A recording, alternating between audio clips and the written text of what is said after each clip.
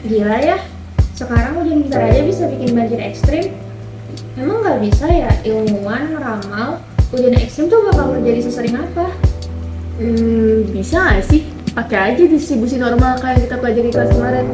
Nah itu fungsinya emang buat ngeramal peluang kejadian alam gitu. Iya ya.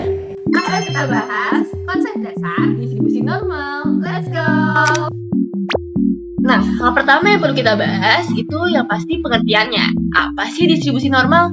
Jadi, distribusi normal ini distribusi probabilitas yang paling penting di statistika karena dia menjadi fondasi di statistik inferensi klasik. Nah, distribusi normal itu digunain buat ngegambarin fenomena alam, kayak di industri atau apapun deh penelitian yang polanya mengikuti distribusi ini, kayak tinggi badan, hasil ujian, atau curah hujan. Nah, menariknya, distribusi ini juga bisa digunain buat memperkirain distribusi diskrit lain, kayak binomial atau Poisson. Selanjutnya, itu ada parameter utama atau penentu bentuk si kurva normal ini. Yang pertama, itu ada rata-rata atau mu. Mu ini menentukan letak pusat atau puncak kurva. Kalau mu-nya berbeda tapi standar deviasinya sama, kurva akan punya bentuk yang sama tapi letaknya bergeser di sumbu X. Jadi, ibaratnya kurva ini tuh cuma bergeser aja di sepanjang sumbu X. Selanjutnya, itu ada standar deviasi atau sigma. Sigma ini menentukan seberapa lebar atau landai kurva tersebut. Kalau mu sama tapi sigma berbeda, kurva dengan sigma lebih besar akan terlihat lebih rendah karena jarak dari tengah ke ujungnya itu bakal lebih panjang. Hal ini bikin kurvanya jadi lebih landai, lebih melebar, dan lebih bervariasi. Selanjutnya ada ciri-ciri kurva normal.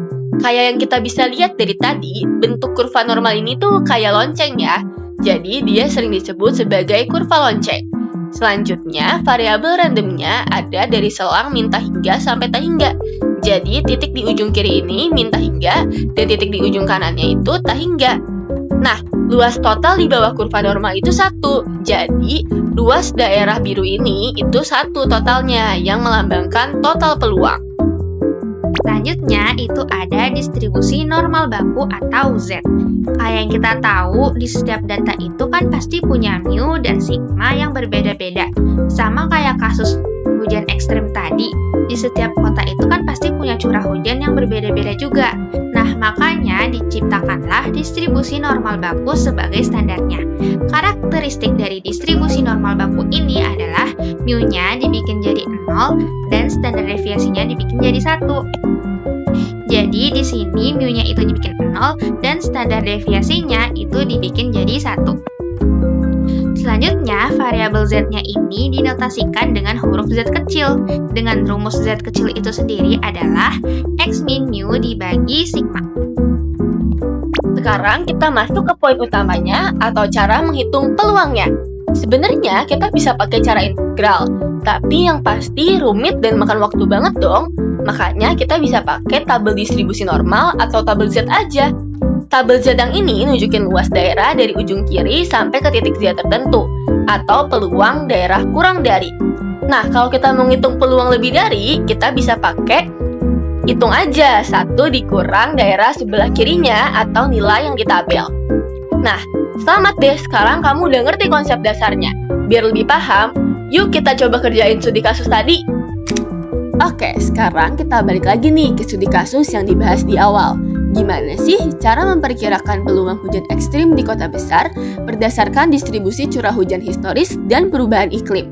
Nah, yang pertama kita perlu tahu dulu nih kalau ternyata curah hujan itu dikatakan ekstrim jika menyentuh angka 150 mm. Jadi di sini kita dapat X atau threshold-nya sama dengan 150 mm. Nah, selanjutnya kita anggap aja rata-rata curah hujannya itu 60 mm. Jadi kita dapat Y sama dengan 60 mm dan standar deviasinya juga kita anggap aja 60 mm.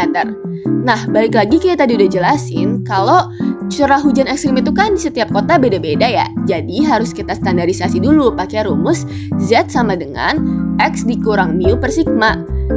Jadi 150 dikurang 60 per 60 sama dengan 1,5. Jadi Z-nya 1,5. Oke, dapat nih nilai Z-nya itu 1,5. Sekarang kita coba taruh dulu ya nilai 1,5 ini di kurva normal yang udah kita punya. 1,5 itu kan lebih besar dari 0 ya, berarti dia pasti ada di kanan 0 dong. Nah, kita coba taruh aja nih di sini. Terus 1,5 kita lihat nih di tabel Z berapa sih peluangnya. Nah, kita cari ya, kita pilih yang 1,5 terus pilih yang 0,00. Jadi dia 1,50. Nah, ternyata kita dapat peluangnya itu 0,9332. Nah, karena tabel Z tadi itu adalah tabel yang ngasih tahu luas dari min tak hingga ke titik Z tertentu, berarti luas dari min tak hingga ke titik Z 1,5 itu peluangnya 0,9332.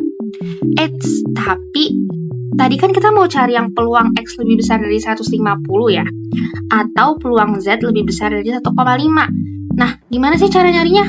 Ya, kita tinggal kurangin aja dong. Total keseluruhan kurva ini, which is 1, dikurang yang sisi kirinya, which is 0,9332. Dapat deh, yaitu 0,0668. Jadi, peluang terjadinya hujan ekstrem adalah 6,68%. Jadi, kejadian hujan ekstrem itu berada di ujung tipis sebelah kanan kurva. Nah, semakin tinggi nilai curah hujan yang kita amati, itu akan mengakibatkan semakin besar nilai Z-nya dan semakin kecil peluang kejadian tersebut atau semakin langka. Dengan memahami distribusi normal ini akan membantu kita memprediksi seberapa sering infrastruktur kota akan menghadapi beban air yang luar biasa besar akibat hujan lebat. Atau kita juga bisa tahu nih peluang kejadian-kejadian lainnya. Oke deh, sekian penjelasan dari kita berdua. Aku Daniela Arlenusi dengan NPM akhir 46 dan partner aku Najwa Fazila NPM akhir 42. Izin pamit undur diri. Dadah!